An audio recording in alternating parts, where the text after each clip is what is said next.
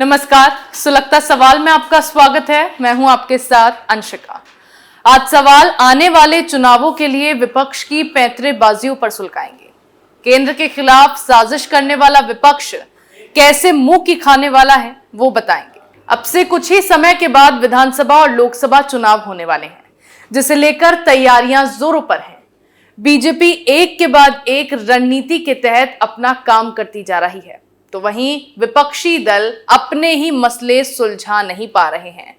उनका फिलहाल सिर्फ एक ही मोटिव दिखाई दे रहा है, पीएम मोदी को 2024 चुनाव में हराने का।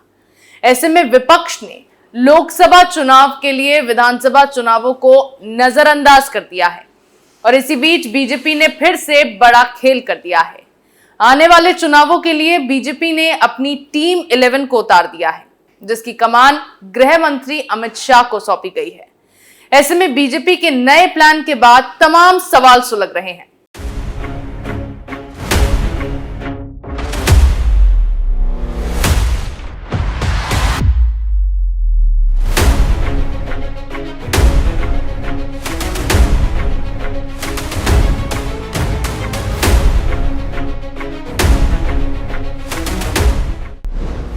क्या है बीजेपी की टीम 11? कैसे काम करेगी बीजेपी की नई टीम? क्या बीजेपी के इस खेल से विपक्ष होगा फेल? शाह के प्लान से क्यों मचा विपक्ष में हड़कंप? ये सवाल इसीलिए सुलग रहे हैं क्योंकि अगले कुछ महीनों में 4 राज्यों में विधानसभा का चुनाव होना है और फिर 2024 में लोकसभा चुनाव है। जिन 4 राज्यों में विधानसभा चुनाव होने हैं, उनमें से महज एक ही जगह पर वर्तमान में भाजपा सत्ता में मौजूद है। ऐसे में अब भाजपा इन राज्यों को लेकर एक्टिव मोड में आ गई है। इन राज्यों में फतह हासिल करने के लिए चुनाव को लेकर बीजेपी ने अपनी टीम तैयार कर ली है। इस टीम में मुख्य रूप से 11 लोगों को जगह दी गई है, जिसमें 4 केंद्रीय मंत्रियों को भी शामिल किया गया है।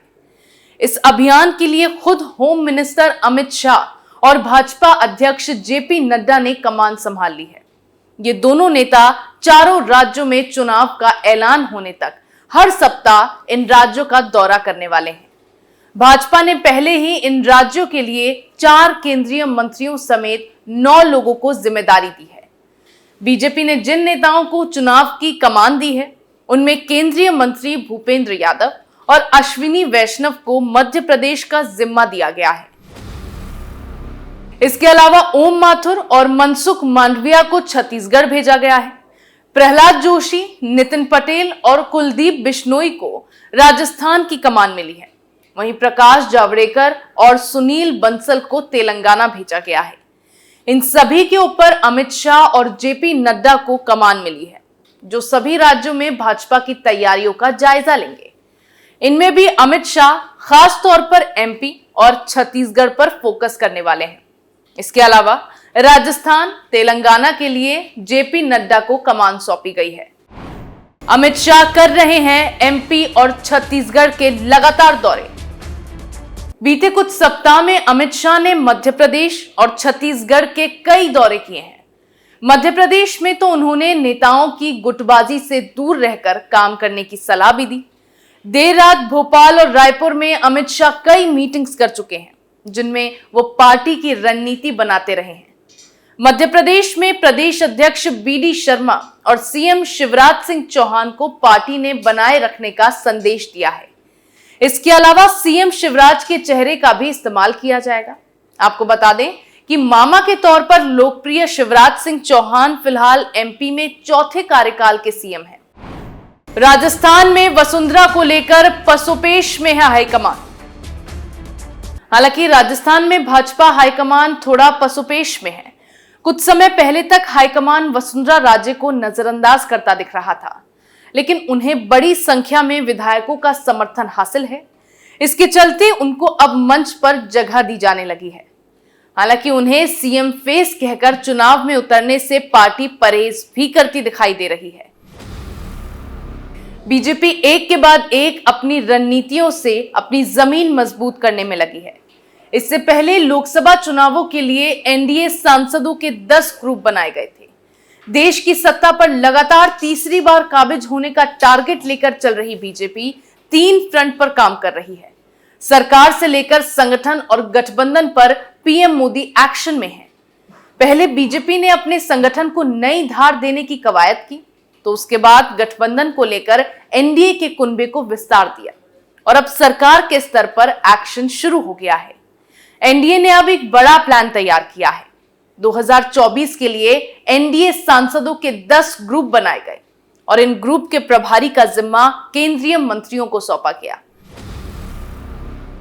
संसद के मॉनसून सत्र के दौरान प्रधानमंत्री नरेंद्र मोदी खुद हर रोज एनडीए के संगठनों के साथ बैठक करेंगे और सीधे फीडबैक लेने के साथ साथ जीत का मंत्र भी देंगे। एनडीए में इस समय लोकसभा के 338 सदस्य हैं। एनडीए के सांसदों को 10 ग्रुप में बांटा गया है। ये बैठकें 25 जुलाई से शुरू हुई हैं। प्रत्येक ग्रुप में विशिष्ट क्षेत्र वाले 35 से 40 सांसद शामिल हैं। ये बैठकें इसलिए भी महत्वपूर्ण मानी जा रही हैं क्योंकि 2024 का चुनाव सामने है। मिशन 2024 के लिए बीजेपी अपने संगठन से गठबंधन तक को दुरुस्त करने के बाद जमीनी हकीकत को जानने और समझने के लिए एनडीए सांसदों की टीम गठित कर रही है। बीजेपी ने लोकसभा सीटों के लिहाज से देश को 3 जोन ईस्ट, नॉर्थ और साउथ में बांट रखा है, तो मोदी सरकार ने देश को 10 क्लस्टर में बांटा है और 10 ही ग्रुप एनडीए के सांसदों के बनाए गए हैं। इतना ही नहीं, 10 केंद्रीय मंत्रियों को भी चिन्हित करके उन्हें अलग अलग ग्रुप के प्रभार की जिम्मेदारी सौंपी गई। इस तरह से ट्रिपल ट्रेन के जरिए लोकसभा चुनाव की सियासी बिसात बिछाने ही नहीं बल्कि 2024 को फतह करने की रणनीति बनाई गई है। विधानसभा चुनाव हो या फिर लोकसभा का चुनाव हो, दोनों के लिए बीजेपी की ओर से तगड़ी रणनीति तैयार की जा रही है, जिससे विपक्षी दलों में हड़कंप मचा हुआ है। दूसरी तरफ विपक्ष के पास रणनीति के नाम पर केवल प्रदर्शन करने के लिए कुछ नहीं बचा है। चुनाव नजदीक आते जा रहे हैं और विपक्षी दल हर रोज मणिपुर के मुद्दे पर केंद्र के खिलाफ प्रदर्शन करते दिखाई दे रहे हैं। हैरानी की बात तो यह है कि अब पीएम मोदी को घेरने के चक्कर में विपक्षी दल आपस में भिड़ने लगे हैं। और विश्वास प्रस्ताव का मामला हो या फिर आपसी मसले हो, विपक्ष की विचारधारा एक दूसरे से मिलती नहीं दिख रही है। यही कारण है कि ना तो विधानसभा चुनाव और ना ही लोकसभा चुनाव के लिए विपक्ष के पास कोई भी रणनीति तैयार है, क्योंकि विपक्षी दल आपस की लड़ाई को नहीं सुलझा पाए हैं। ऐसे में अब विपक्षी दलों की अगली बैठक मुंबई में होने वाली है। हालांकि ये बैठक भी बेनतीजा ही रहने वाली है। विपक्षी एकता तो हो गई, लेकिन 2024 में विपक्ष का एजेंडा क्या होगा वो 2 बैठकों के बाद भी तय नहीं हो पाया है और चुनाव आने में अब ज्यादा वक्त भी नहीं बचा है। हालांकि विपक्ष बस किसी भी तरह से पीएम मोदी को हैट्रिक लगाने से रोकना चाहता है और इसीलिए कभी अडानी मुद्दे पर तो कभी मणिपुर के मुद्दे पर हंगामा कर मॉनसून सत्र में सदन की कार्रवाई को चलने नहीं दिया जा रहा है। लेकिन हर बार की तरह इस बार भी अपनी जीत के लिए बीजेपी ने अपना फुल प्रूफ प्लान तैयार कर लिया है। लोकसभा चुनाव के लिए विपक्ष के 26 दलों ने एक साथ मिलकर गठबंधन बनाया है, जिसमें कांग्रेस से लेकर टीएमसी, आम आदमी पार्टी और सपा तक शामिल है।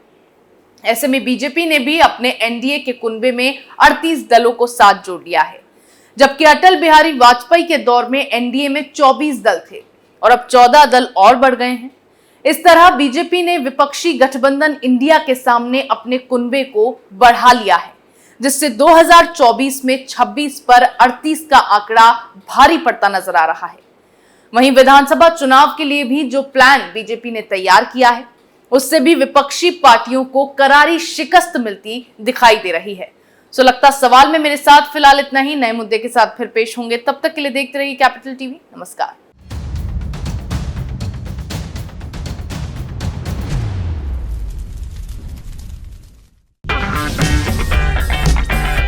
अगर आपको हमारा वीडियो पसंद आया हो तो इसे लाइक करें, हमारे चैनल को सब्सक्राइब करें और हाँ, बेल आइकन दबाना ना भूलें ताकि आप तक हमारे वीडियो की नोटिफिकेशन पहुंचती रहे। आप अपना सुझाव हमें कमेंट बॉक्स में दे सकते हैं। हमारे साथ जुड़ने के लिए शुक्रिया।